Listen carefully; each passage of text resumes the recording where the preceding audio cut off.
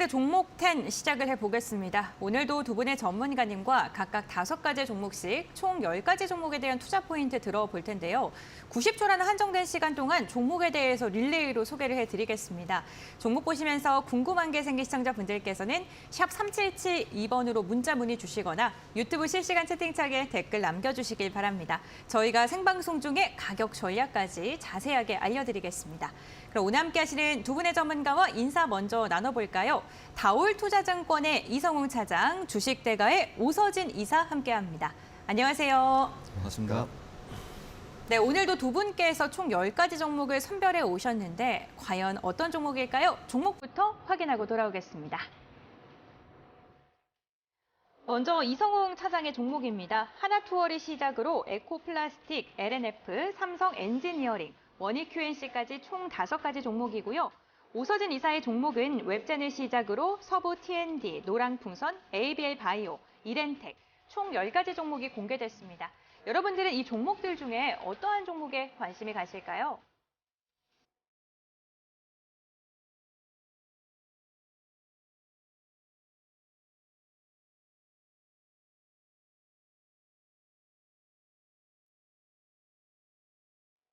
네, 10가지 종목이 공개됐습니다. 시청자분들께서는 궁금하신 종목 편안하게 여쭤봐 주시길 바라겠고요. 첫 번째 종목부터 투자 포인트 들어보겠습니다. 먼저 저 이성우 차장님의 종목 하나투어부터 한번 들어볼까요? 네, 하나투어 지금 현재 본다고 하더라도 네. 주가가 좀 꿋꿋이 이렇게 큰 폭의 상승세를 보이는 건 아니지만은 지난주에 어떤 금융투자의 투매나 전체적인 시장의 변동성이 나왔을 때도 좀 꿋꿋하게 좀 버티고 있는 현재 상황이다라고 말씀드릴 수 있겠고, 역시 하나투어뿐만 아니라 이 여행 그리고 리오프닝 관련주들 같은 경우에는 제가 본다고 하더라도 올해 1분기 때는 모멘텀을 계속 가져갈 가능성이 굉장히 크다라고 좀 생각이 되고 있고, 원래는 일본 쪽에서의 그런 여행객이나 여러 가지 면에서 봤을 때도 원래는 올해보다도 작년 12월에 BEP를 넘기면서 이 부분에 대한 어떤 기대감을 더 키울 거로 판단되고 있는데, 지금 오히려 이 항공권에 대한 수요는 많지만 공급이 적은 상태에서 이 하나투어의 이 BEP 넘기는 부분이 올해 2월이나 3월 정도로 이연될 가능성이 굉장히 크다라고 좀 생각이 되고 있고요. 하지만 결론으로 본다고 한다면 그동안의 우려감을 떨치고 또 일본 쪽에서의 이 여행객 수요에 대한 부분에 있어서 하나투어의 경영에 대한 정상화가 이루어진다고 한다면은 저는 분명히 이 하나투어의 주가에 대한 어떤 기회가 계속 온다라고 좀 생각이 되고 있고, 지금 현재 본다고 하더라도 아직까지 일본 쪽이 한 87%를 차지하고 있습니다. 하지만 중국 쪽 같은 경우가 한 10% 좀 넘는 상황인데, 지금 현재 본다고 하더라도 이 중국 쪽에서의 리오프닝과 또 여행객에 대한 수요가 증가한다고 한다면 땡! 알겠습니다. 하나투어입니다. 중국과 일본의 여행객 수요 증가 시에 그 수혜가 기대된다라고 이야기해 주셨습니다. 다음으로는 오서진 이사님의 종목 웹젠 한번 들어보겠습니다. 게임주네요. 네, 맞습니다. 자, 국내 게임주들 최근에 바닥에서 선별적인 반등세를 나타내는 중이지만 여전하게 이제 과매도에 대한 종목들이 많다라고 좀 보이는데요. 때문에 이제 올해 신작 발표를 하는 기업들이나 이제 기대작 출시를 앞둔 게임사들 같은 경우에는 디스카운트 국면을 조금이나마 해소하지 않을까라고 생각이 듭니다. 이제 그러한 종목으로 오늘 웹젠을 가지고 와봤는데, 이제 웹젠은 많은 유저들에게 사랑을 받아온 MMORPG 뮤의 개발사로 보시면 좋겠습니다. 자, 그러면서 최근에도 이제 뮤 IP를 통해서 계속 좀 수익을 가져가는 구조를 가지고 있는데요. 과거 중국의 개발사인 천마시공과 함께 뮤 IP의 IP를 활용해 만든 게임인 전민기적을 중국에서 흥행시킨 이력이 있고, 이제 국내에서도 전민기적의 이제 한국판이죠. 이제 뮤 오리진을 서비스하면서 중국과 국내 동시에 히트를 시켰던 이력이 있습니다. 자, 현재 뮤 기반 IP 게임들의 연간 매출액은 약 2조 원으로 추산이 되고 있는데요. 웹젠은 이러한 게임들의 매출에 있어서 일정 수수료를 취하는 구조라고 좀 보시면 좋을 것 같습니다. 자, 그러면서 최근에 이제 중국 파노 리스트에 뮤 IP로 만든 또 다른 게임이죠. 이제 뮤 레전드가 포함이 됐다는 소식이 있었는데, 국내 게임사 벨로프가 만든 게임으로 벨로프의 주가 역시 최근에 바닥에서 강한 반등세를 나타내고 있습니다. 자, 이에 대해서 이제 웹젠 같은 경우에도 이제 해당 수수료를 또 취할 수 있기 때문에 최근에 좀 어느 정도 동조화를 나타내고 있는 그런 상황인데, 그러면서 이제 올해 같은 경우에는 웹젠이 이제 프로젝트 M과 프로젝트 W라는 신작을 또 출시합니다. 이제 프로젝트 M 같은 경우에도 이제 뮤 IP를 기반으로 만든 게임이기 때문에 차후에 중국에서 판호를 발급받을 가능성 무척이나 높다라고 좀 볼 수 있겠고요. 또 자체 개발 게임이기 때문에 마진율 역시 상당히 좀 좋을 것으로 이렇게 좀 전망을 해볼 수 있겠습니다. 네, 알겠습니다. 웹젠 같은 경우에는 올해도 신작에 대한 기대감으로 인해서 주가 상승이 기대된다고 이야기해 주셨습니다. 다음으로는 이성훈 차장님의 종목입니다. 에코플라스틱 한번 살펴볼 텐데요. 현대차 이슈로 인해 조금 상승했네요. 네. 네, 그렇죠. 어떻게 보면은 이제 미국의 조지아주 공장 건립에 대한 이슈가 좀 나오기 시작하는 부분인데 지금 이제 그 에코플라스틱 같은 경우에는 어떤 현대차 그리고 기아의 든든한 고객사를 좀 갖고 있는 상태이기 때문에 현대차 기아의 생산량에 그대로 어떤 수주나 매출이 연결된다라고 말씀드릴 수 있겠고 지금 이제 에코플라스틱 같은 경우에 플라스틱 뭐 그 기업 명처럼 이 플라스틱 사출 성형을 통해서 이 범퍼나 이 콘솔 같은 자동차 부품 제조 사업을 좀 영위하는 그런 부분이라 말씀드릴 수 있겠는데. 이 현대차 안에서도 점유율은 55%이기 때문에 굉장히 현대차 안에서도 이 독점적인 지위를 좀 유지하고 있다라고 말씀드릴 수 있겠고요. 또 이제 뭐 컨설이나 휠커버 같은 이 제품 또한 어떤 고객사 내에서도 높은 점유율을 보유하고 있기 때문에 이 에코플라스틱의 이 안정적인 고객에 대한 부분에 있어서 저는 이제 에코플라스틱 이 부분이 가장 큰 장점이다라고 볼 수 있겠고 이제 두 번째로 이제 이 전기차로 넘어갔을 때 물론 이제 어떤 전기차에 대한 배터리에 대한 이 배터리에 대한 영향이 굉장히 좀 크긴 하지만 제가 본다고 하더라도 경량화가 굉장히 좀 중요한 것 같아요. 뭐 그렇기 때문에 이 에코플라스틱의 경량화 기술에 대한 부분에 있어서 이 시장에서는 높게 좀 평가를 하고 있고 뭐 전기차에 대한 약간의 지금 그 관련주들이 조정을 받고 있지만 분명히 기회가 되지 않을까 이렇게 판단됩니다. 네, 알겠습니다. 에코플라스틱 자동차 부품 경량화에 대한 기대감 그리고 미국 시장 진출에 대한 기대감으로 오늘도 10% 급등세가 연출이 됐었습니다. 현재 구간 4%가량으로 거래가 이뤄지고 있습니다. 다음으로는 오서진 이사님의 두 번째 종목 서부 T&D 한번 들어보겠습니다. 네. 자, 주말간 중국에서는 이제 입국자 격리 및 공항 PCR 검사를 폐지를 하기로 하면서 국경을 다시 개방키로 했는데요. 중국의 이 같은 조치에 따라서 검역 강화에 나서는 국가들도 늘어나고 있는 중이지만 유례없는 속도로 코로나 확산세가 좀 중국에서 이어지고 있는 만큼 리오프닝에 대한 시기 역시 앞당겨질 수 있을 것으로 이렇게 좀 보여집니다. 자, 동시에 최근 중국인 관광객들이 가장 많이 검색한 이제 나라들을 보니 일본, 한국, 태국 순이었다라고 하는데요. 결국 시간이 지남에 따라서 관광객에 대한 검사 등도 좀 완화가 될 것으로 기대를 해볼 수 있겠고 이제 국내로 들어오는 중국인 관광객 수 역시 크게 증가할 것으로 보여집니다. 자, 이에 따라서 수혜를 받을 수 있는 종목, 뭐 다양한 종목들이 있겠지만 오늘 이번 시간에는 서부 T&D에 대해서 한번 설명을 드려보도록 하겠습니다. 자, 서부 T&D는 호텔, 쇼핑몰, 물류, 석유 판매 등의 사업을 영위하는 업체인데요. 특히나 이제 호텔 쪽에서 최근에 매출이 가파르게 증가하고 있는 그런 상황이기도 합니다. 자, 서부 T&D는 지난 2017년도 서울 용산의 서울 드래곤시티라는 호텔을 좀 오픈을 한 바가 있는데요. 1,700개 객실 규모를 갖춘 호텔로 쇼핑, 문화공간, 레스토랑, 컨벤션 등 다양한 라이프 스타일의 시설을 갖추고 있는 곳으로 보시면 좋겠습니다.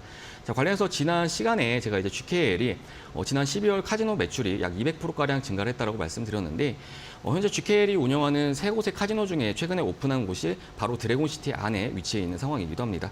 때문에 카지노 트래픽 증가에 따라서 당연히 또 숙박업소 같은 경우에도 숙박을 하는 고객 수 역시 증가를 할 수 있겠고 중국인 관광객이 유입됐을 때 크게 수혜를 받을 수 있는 종목이라고 말씀드리겠습니다. 알겠습니다. 서부 T&D 중국 관광객 유입이 된다면 그에 따른 수혜가 기대된다. 지금부터 조금 저점 매수 가능하다고 보시는 걸까요? 네, 알겠습니다. 다음으로는 이성훈 차장님의 종목입니다. LNF 투자 포인트 들어보겠습니다. LNF 주가가 참 작년 11월부터 좋지 맞아요. 않고 LNF도 많이 갖고 있는 분도 많을 거라 생각이 되고 있는데 우선 LNF는 거의 이제 LNF 하면 좀 인식이 좀 테슬라라고 좀 그 인식을 많이 갖고 계시는 현재 상황에서 이 테슬라에 대한 어떤 방향성 같은 경우가 아직은 좀 물음표이긴 하지만 LNF로 말씀드린 이유가 거의 뭐 역사적 저평가 수준으로 좀 내려왔기 때문에 오히려 중장기적인 관점에서 조금 매수를 해도 괜찮지 않을까라고 생각이 되고요. 물론 4분기 영업이익은 이 1,000억 이하에 대한 부분에 있어서 측정을 하고 있기 때문에 실적 우려감이 좀 있는 상황이지만 제가 본다고 하더라도 어떤 양극재에 대한 수요 부분은 견고하게 좀 유지가 되고 있고 오히려 지금 환율 부분, 원달러 환율에 대한 하락 때문에 이런 4분기 영업이익을 1,000억 이하로 매기고 있지 않나라고 좀 생각되고 있습니다.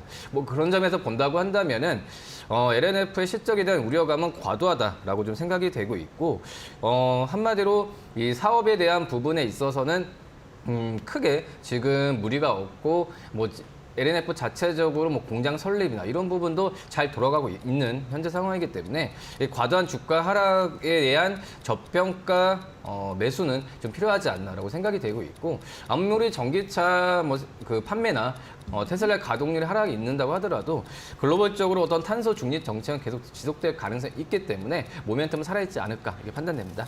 네, 알겠습니다. LNF 테슬라발 악재로 인해서 하락한 주가는 과도하다. 전 세계적으로 2차 전지 전기차에 대한 수요는 꾸준하게 증가할 것이다라고 이야기를 해주셨습니다. 투자 포인트 짚어봤고요. 다음으로는 오서진 이사님의 종목인데요. 노란풍선입니다. 차장님께서 하나투어 언급해 주셨죠. 예. 네. 노란풍선 투자 포인트 들어볼까요? 네, 마찬가지로 여행사 좀 좋게 보고 있는데요. 네. 자, 일단은 최근에 이제 내국인 여행객들이 상당히 좀 많이 증가를 하고 있는 추세라고 합니다. 일단 중국에서 최근에 국경을 개방했다라고는 하지만 뭐 사실 중국으로 들어가는 것은 상당히 좀 꺼려질 것이고, 그리고 이제 최근에 중국인 여행객들을 받는 것도 상당히 좀 부담이 많이 따르지 않을까 싶은데요. 관련해서 이러한 중국인 여행객들은 많지는 않지만 이제 일본, 동남아 그리고 이제 미국, 유럽 쪽으로 여행 수요가 급증을 하고 있는 중이라고 합니다. 자, 지난 5일 한국관광공사의 출입국 통계에 따르면 지난해 11월 내국인 출국자 수는 104만 1,431명으로 전년 동기 대비해서 604%가량 증가세를 나타냈다고 하는데요.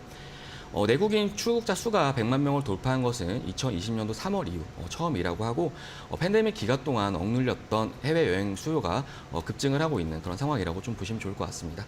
자, 이제 관련해서 오늘 소개해드린 노란풍선 같은 경우에도 이에 따른 수혜를 받을 걸로 전망이 되는 업체인데, 지난 2020년 이후 이제 코로나로 인한 누적 적자로 인해서 관리 종목으로 지정이 되기도 했지만, 이제 지난해 3월에는 전 하나투어 대표이사였던 전 대표이사였던 김진국 대표이사를 영입을 하였고, 또 이제 네트워크와 판매 채널을 다각화하면서 지금 상황에 맞는 좀 선제적 조치를 좀 취하기도 했습니다.